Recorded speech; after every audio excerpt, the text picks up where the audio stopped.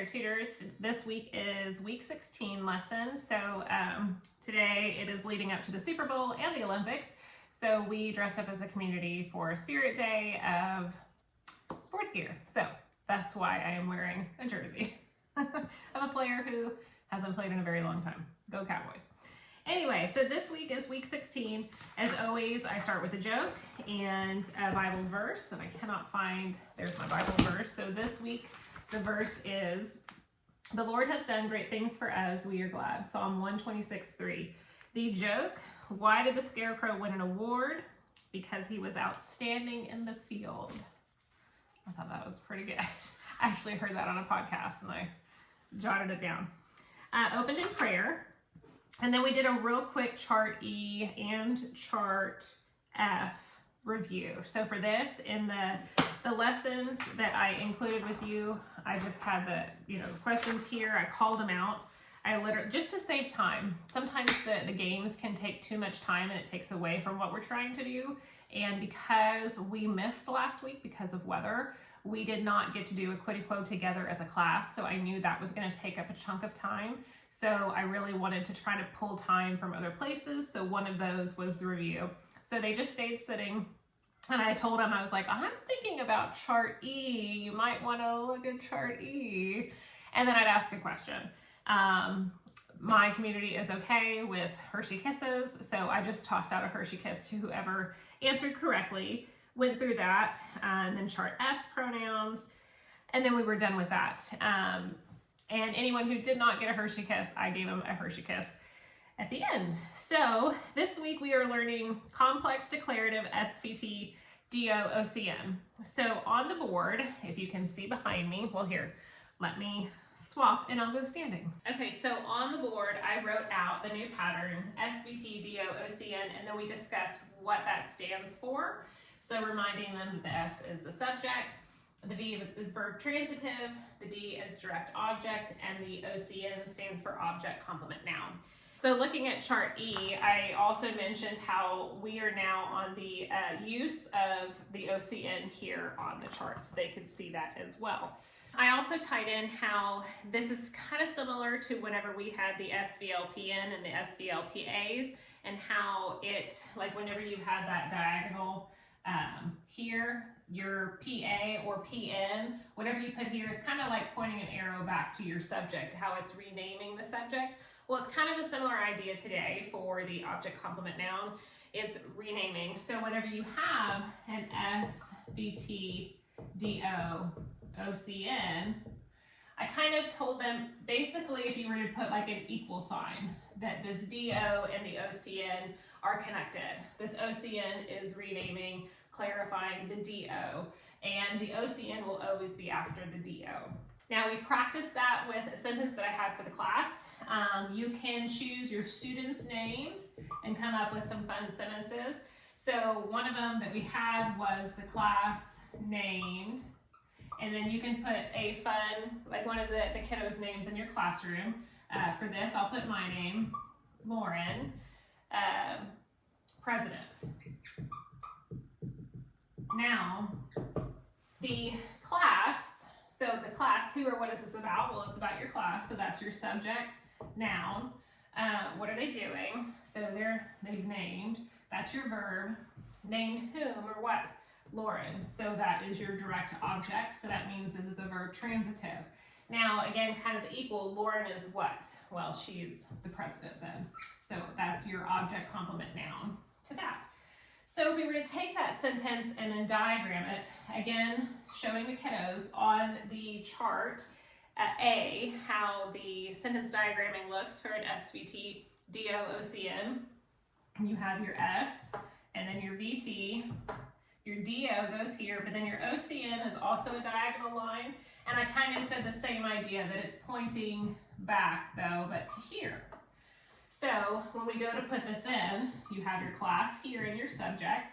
What is the verb? Named. Who? Lauren. President. And then of course, any adjectives that you have, which class? The class. And we make sure to capitalize that because that's the start of the sentence. And I did this with a few sentences that I had printed out. So I basically just told, real quick, kind of going through who or what is the sentence about, what is being said about it, calls whom, things like that. And then as a class, we sentence diagrammed the one that's in the EEL guide. Jesus, who calls me his child, calls me friend. So I will walk through how we did this. Okay, so the sentence, again, like I said, it's in the EEL guide for this week, for week 16.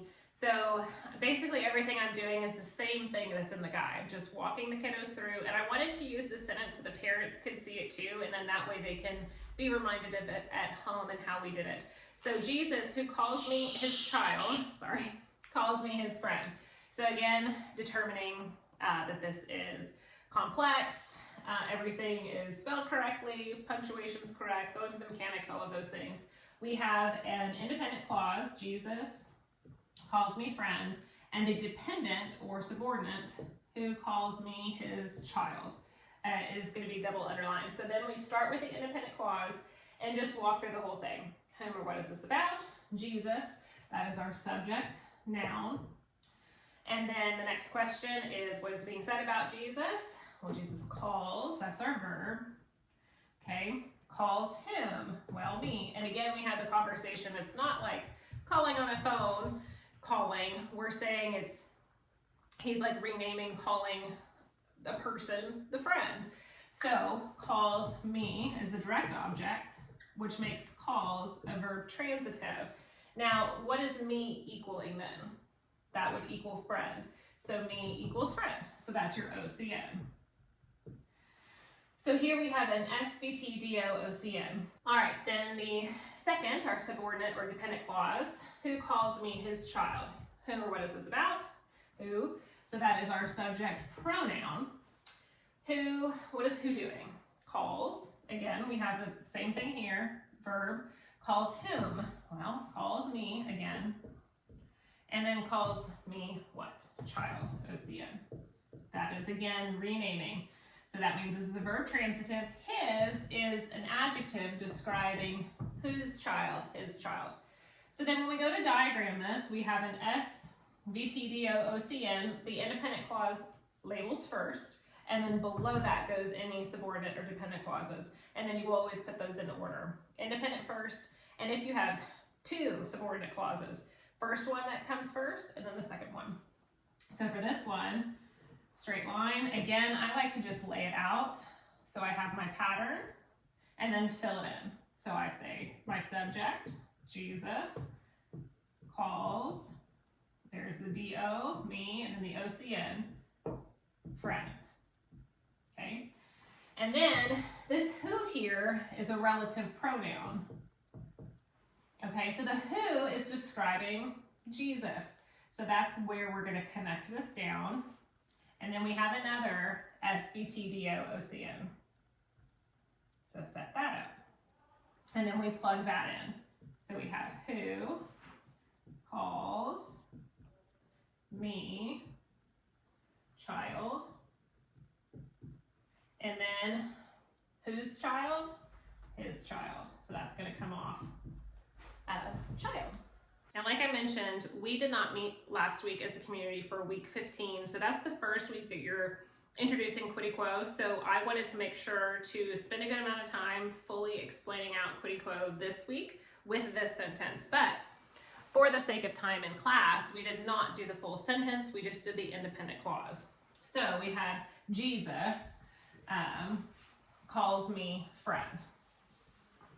So that is what we use to work through a Quid Quo. Now the kiddos each have a folder in the classroom that has everything in sheet protectors, including a Quid Quo paper. So what I did for myself, because I don't have a large poster, I might invest in that to hang up. I'd like the kids to see that I'm doing the same thing that they're doing. But I printed these off of CC Connected. So this has each one of the squares basically blown up. And so what I did, these were the 4 that I knew we were going to need for today. I have all of them printed. But what I did is I hung them up on the board. So for instance, I had nouns hanging here, and then right below it I had the next one, and it went all the way down. what I did was I wrote, wow, this is sadly not a magnetic board, this one, and I don't have any tape right now, so I'm gonna have to hold this. But I have this here. I wrote out my sentence above it, kind of. So Jesus calls friend. So I showed them how to write that on their Quiddy quote, that it's not that top quadrant, that's not that top row, but the one right below it, to write it out. Jesus calls me friend. And then go back, we've already labeled all of these when we did our ATS, so now what were they? Putting that in the box above it. So Jesus was a subject noun. I also changed marker color so they could see it clearly. Calls was a VT, me is a DO, and friend, OCN. And then what we did is I just showed them, okay, now you basically have like rows going down. You're gonna write down everything that has to do with Jesus below that. Starting here, so here's our nouns, that's what this is. Jesus, we said it's a subject noun, so looking at the nouns, I'm gonna answer every single one of these questions, starting at the top with use. So what is the use? And then what is the case?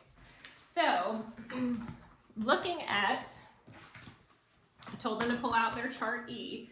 Looking at chart E, you're working your way through this. So here's all your uses, okay? So we know that it's a subject noun. We labeled it an SN, but now what is the case? Okay, for the case, and this was very handy. So for your case, your options, if you look, you basically have, if you take out your pronouns chart, this is how you can find your case, okay? So if you take out your pronoun chart, look here at the top, these are all your cases, and it tells you what you would use it for. So this one is a nominative. Okay, so again, I had this hanging up here. So the use was a subject. So I kind of wrote here next to it, and then it's nominative. So NOM. Now I checked that and I said, okay, we've answered that question. Going down to the next, is it proper or common? Again, looking at the chart, confirming it is proper. So then I'm writing proper below that. Check. Okay, number, is it singular or plural? Looking at the chart, it is singular. Write that down. Check. What is our gender? Well, it's Jesus. We know that that's masculine. Check. Concrete or abstract? This is concrete. And is it collective, compound, or neither? You can leave it blank, you can write neither, so we just left it blank, okay? So then I had the next one hanging down, but you could also swap it out. Okay, so then the next one was verbs. So again, hanging up here so they can see it. Also turning to chart C to notice how it's all going through. We're starting with the type. Well, here's all your types. And then we asked the attributes, person, number, voice, and mood. So it's going down the same thing. So starting with calls, what is the type? Well, we already have labeled it a VT, so we know that it's a transitive, so we can write that. So that's done. Now we go to our attributes. Is it first, second, or third person? Calls, this is where that is that me, you, he, she, it, we, you, they. Is kind of how I think about it in foundations. So calls is an it. So that would be a third person. So calls is third. So that's done. The number, is it singular or plural? This is singular. All right, so then that's done. Is it active or passive for the voice? It is active. And then the mood, this is indicative. And again, having the chart that relates to this helps you walking through it. Okay, so now that's done. All right, then the next is the time, present, past, or future. So for the form, is it simple, simple emphatic, perfect progressive, perfect progressive? This is simple. All right, so then that part of the Quiddy quote is done for this. Now we move on to me, which is a direct object. All right, so again, looking at this, working your way top down, me is a direct object. The first thing is the type. Is it personal, reflexive, demonstrative, interrogative, indefinite, or relative? So also telling them and reminding them that me, it's a direct object, that's a pronoun. This is personal. Okay, so that's done. Then we have our use. What is the case as well? So going back, looking at that pronoun chart, we can see, all right, so looking at our chart, again, when we say that this is a personal and it's DO, so personal kind of covers this whole area here. So here we can see the word me. We can see that this is use as a D-O-O-P-I-O-R-C-N, and it's objective. And that is what this is. This is a direct object, and it is OBJ, objective. So we're gonna write direct object. Well, I guess you can just do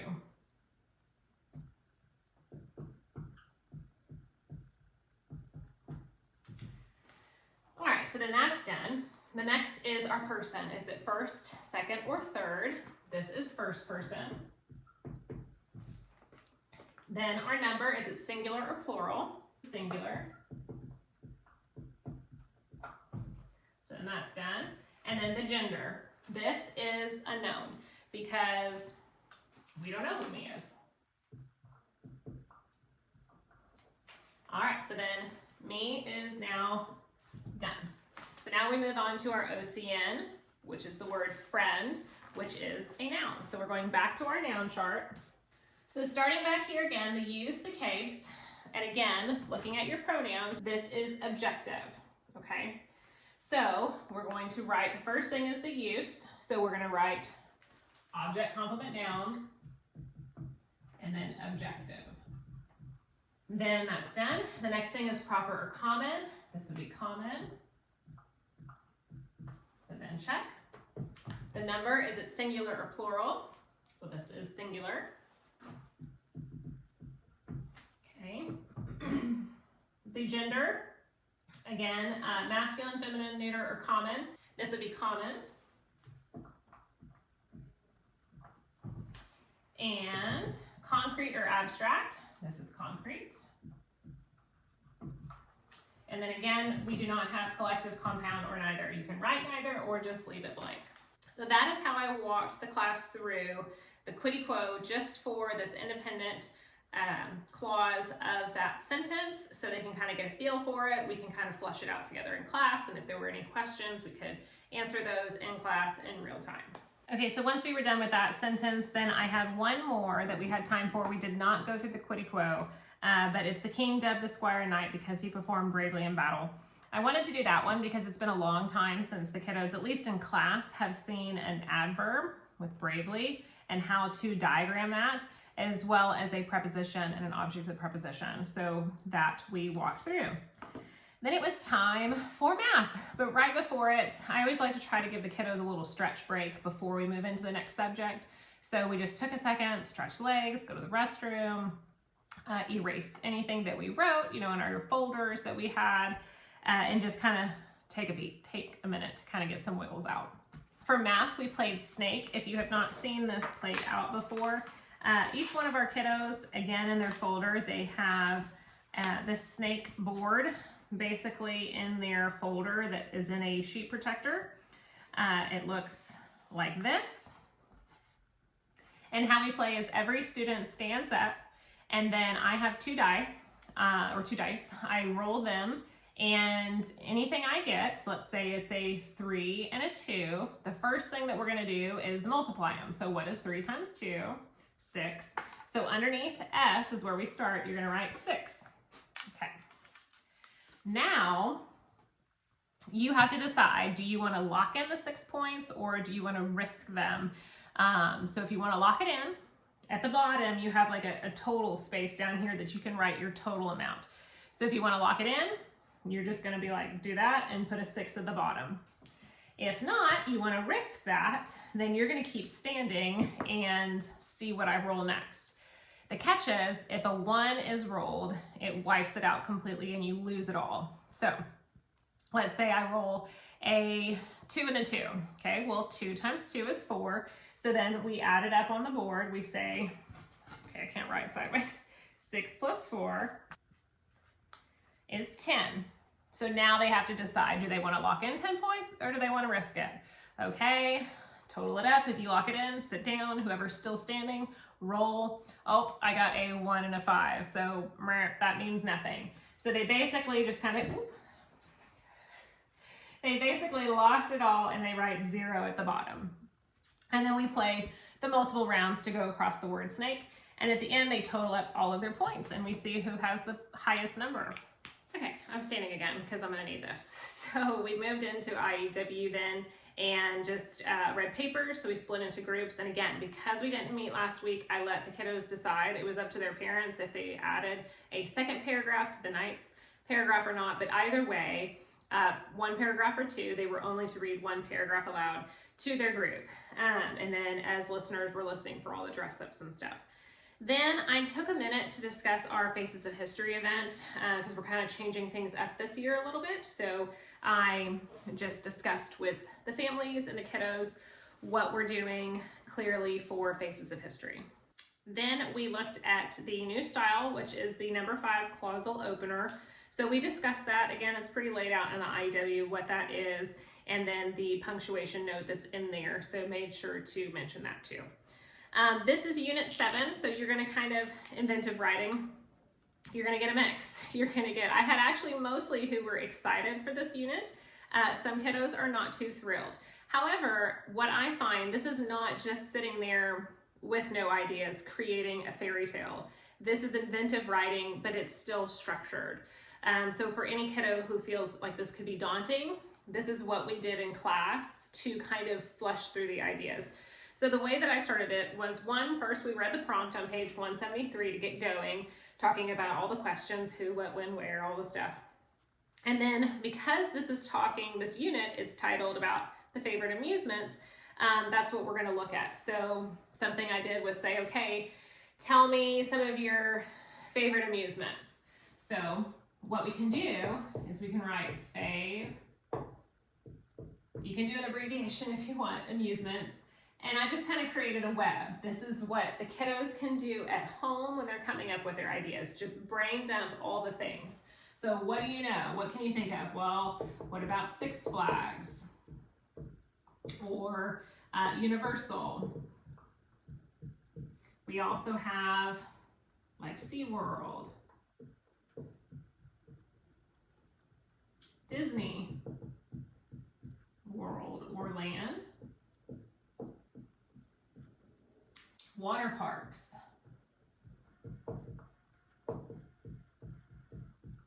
we could also talk about different vacations. And if we wanted to even come off on that and do other vacation bubbles off, like what? Oh, I've been to Hawaii. I could write about that. I've been to California. Oh, I've been to Idaho. Whatever it could be. So you could go off of that even further. Okay, now that thought is done.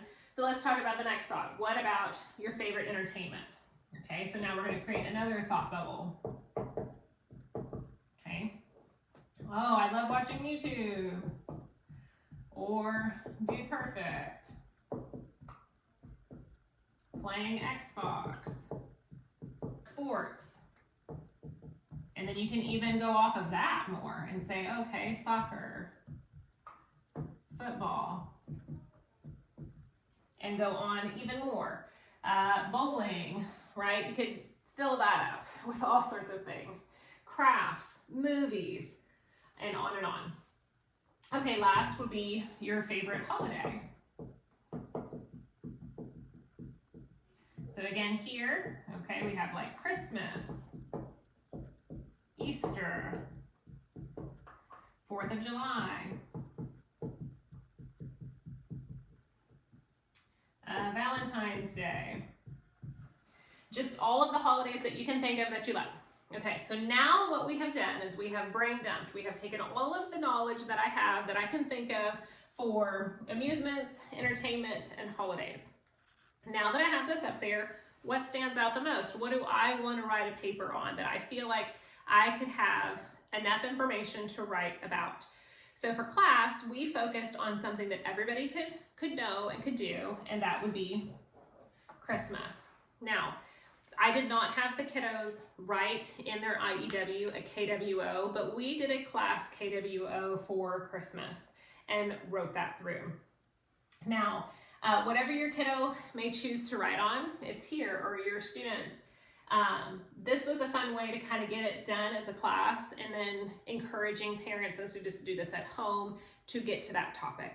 And then the goal this week is the KWOs, 2 of them, because they will have 2 paragraphs to write, including all of the style elements and all of the good stuff. So that was pretty much it, minus me doing a KWO with them. But this is kind of fun to get all of the ideas out, and the class participation is great. So hope you have fun with it. And that's it for this week. I'll see you guys all here next week. Have a good weekend.